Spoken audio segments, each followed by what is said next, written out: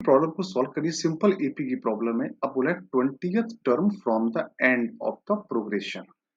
तो पहले ये प्रोग्रेशन कौन सी है, पहले हम ये चेक कर लेते हैं। ये कितना लिखा है 20, ये कितना लिखा है 77/4, ये कितना लिखा है 37/2, ये कितना लिखा है 68 3 71 71/4 से आगे तक यहाँ तक लिखा हुआ है। ठीक है, यहाँ तक सबको क्लियर।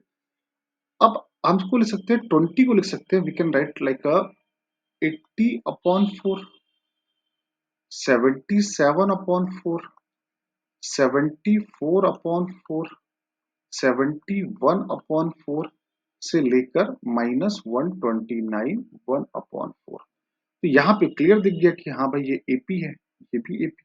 या तो हम यहीं पर इसको इससे सब्ट्रैक्ट कर लेते, इसको इससे सब्ट्रैक्ट कर लेते, लेकिन मैंने थोड़ा इसको ऐसे लिख लिया। तो यहाँ पे दिख रहा है कि ये एक एपी है और इस एपी का कॉमन डिफरेंस कितना आ रहा है -3/4। क्लियर सारे बच्चों को।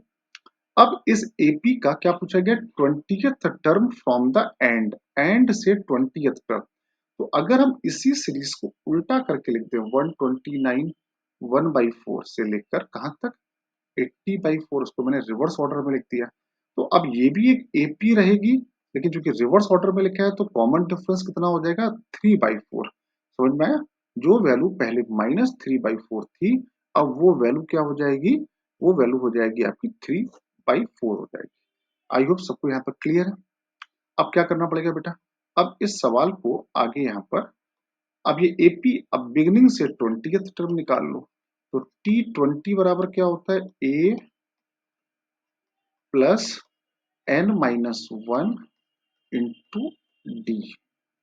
क्लियर? अब this can be written like 1 -129 -1/4 और कितना है 57/4।